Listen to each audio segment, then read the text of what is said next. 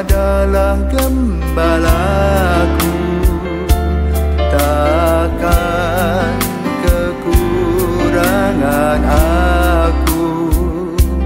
Ia membaringkan aku di padang berumput hijau.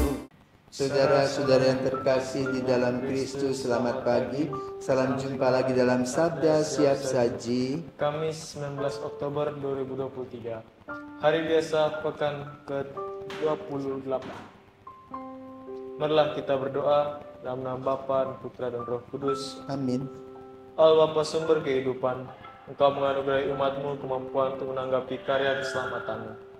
Kuatkanlah iman kami untuk menghidupi sabda-Mu dengan tekun dan setia, dengan pengantaran Yesus Kristus Putra-Mu, Tuhan kami, yang bersama dengan Dikau dalam persatuan Roh Kudus, hidup dan berkuasa Allah sepanjang segala masa. Amin. Tuhan bersamamu dan bersama rohmu. Inilah Injil Yesus Kristus menurut Lukas. Dimuliakanlah Tuhan. Lukas bab 11 ayat 47 sampai dengan 54. Sekali peristiwa tatkala duduk makan di rumah seorang Farisi, Yesus berkata, "Celakalah kalian sebab kalian membangun makam bagi para nabi, padahal nenek moyangmu lah yang telah membunuh mereka. Dengan demikian kalian mengakui bahwa kalian membenarkan perbuatan nenek moyangmu, sebab mereka telah membunuh nabi-nabi itu dan kalian membangun makamnya. Sebab hikmat Allah berkata, Aku akan mengutus kepada mereka nabi-nabi dan rasul-rasul. Tetapi separuh dari antara para nabi dan para rasul itu akan mereka bunuh dan mereka aniaya. Maka dari angkatan ini akan dituntut darah semua nabi yang telah tumpah sejak dunia dijadikan, mulai dari darah Habel sampai kepada darah Zakaria yang telah dibunuh di antara mezbah dan rumah Allah. Bahkan aku berkata kepadamu, semuanya itu akan dituntut dari angkatan ini. Celakalah kalian, hai ahli-ahli Taurat, sebab kalian telah mengambil kunci pengetahuan. Kalian sendiri tidak masuk ke dalamnya, tetapi orang yang berusaha masuk kalian halang-halangi." Dan setelah Yesus berangkat dari tempat itu, para ahli Taurat dan orang Farisi terus-menerus mengintai dan membanjirinya dengan rupa-rupa soal. Dengan itu mereka berusaha memancingnya supaya mereka dapat menangkapnya berdasarkan sesuatu yang diucapkannya. Demikianlah sabda Tuhan. Terpujilah Kristus. Selamat pagi semua. Pagi Adi. Adi dalam kesempatan kali ini punya suatu pertanyaan. Dalam Injil hari ini saya masih bingung dengan maksud Tuhan. Mengapa para Farisi ini dibilang celaka? Padahal niat mereka baik untuk membangun makam-makam para nabi terdahulu. Mungkin itu sebagai tanda permintaan maaf atau tanda pertobatan mereka. Tapi mengapa malah Tuhan mengecam mereka? Selamat pagi Adi dan para pirsawan.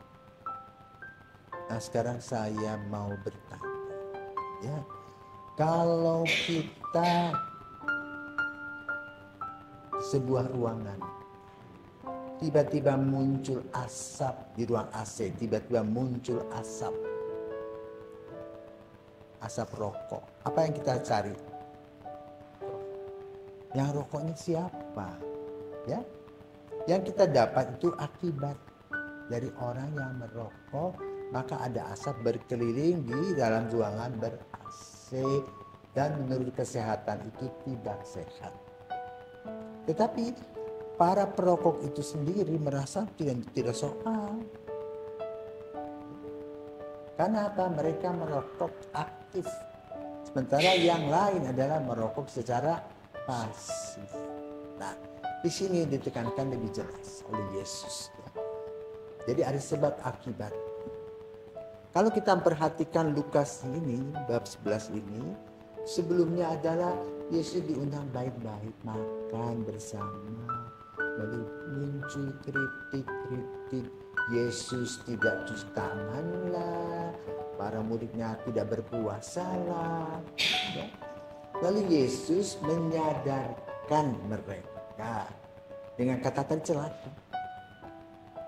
Karena tidak mungkin toh kalau kamu berbuat buruk orang tuamu puji, tidak mungkin, dia akan celah.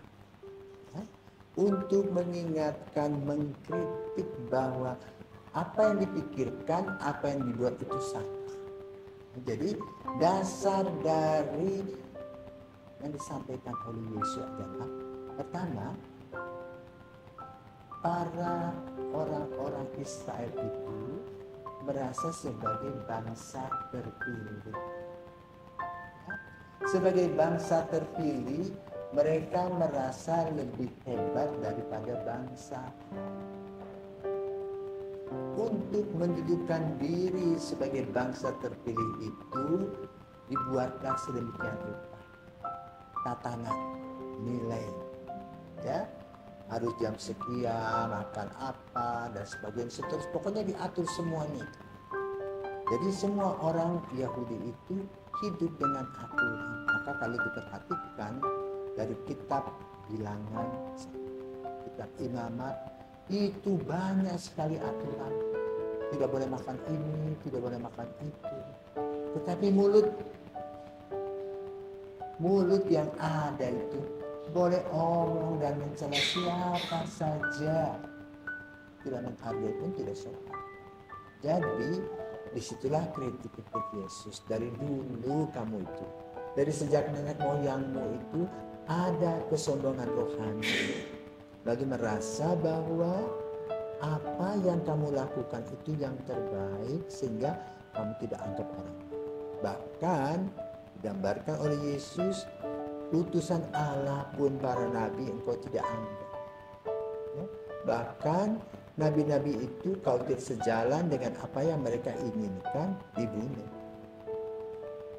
Itulah kritik-kritik Yesus. Jadi bukan pada aturan objektif, tetapi pada kata aturan subjektif, semau gue.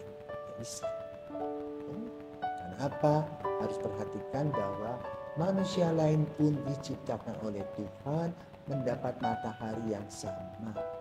Minum juga dari air, bukan dari yang lain. Ya? Hidup sebagai manusia harus sama-sama duduk sama rendah, berdiri sama tinggi. Tapi yang mereka lakukan adalah pokoknya untuk aku boleh, untuk orang lain tidak boleh. Itu namanya licik, culas. Nah, mentalitas culas inilah yang dikritik oleh Yesus pada Injil yang kita dengarkan pada hari ini. Bahkan itu celakalah, ya, sebab kalian membangun makam bagi para nabi. Seolah-olah dengan membuat makam para nabi itu hebat, padahal yang bunuh itu bapak nenek moyang. Sadari itu. Jadi harus bertanya, kenapa nabi ini mati, diapakan dia, siapa yang melakukannya. Jadi refleksi supaya tidak terulang kembali. Tetapi ini yang mereka membuat ulangan-ulangan kembali, dan paling telak adalah bagaimana sikap mereka terhadap Yesus. Ya, inilah yang disampaikan Injil pada hari ini. Apa gunanya untuk kita? Satu, kita bersyukur bahwa Tuhan menciptakan kita juga sebagai bangsa pilihan yang dipilih oleh Yesus menjadi pengikut kita dan pengikut Yesus. Kedua, jangan angkuh dan sombong rohani. Aku hebat, ya. Lalu kita menganggap remeh orang lain, maka kita berperilaku anggap rendah dan remeh orang lain dengan sikap-sikap kita. Dan sikap-sikap itu di mana terjadi? Bisa dengan karyawan-karyawan kita, merasa diri lebih hebat, lalu kita mau dilayani, pelayan-pelayan kita kelas 2 dan sebagainya. Ini mentalitas yang tidak boleh ada dan terjadi di dalam kehidupan kita sebagai seorang Kristian. Maka dalam gereja Katolik itu tidak ada perbedaan siapapun ke gereja dimanapun duduk, silakan. Tidak ada tata aturan. Laki-laki di sini, perempuan di belakang, tidak ada. Masuklah dan penting sopan. Tahu kalau gereja Katolik ada namanya lampu Allah, di sana kita ngangguk atau kita berlutut, kita masuk, dan di sana bukan untuk makan-makan tetapi untuk berdoa. Di gereja bukan datang untuk merumpi tetapi untuk memuji Tuhan.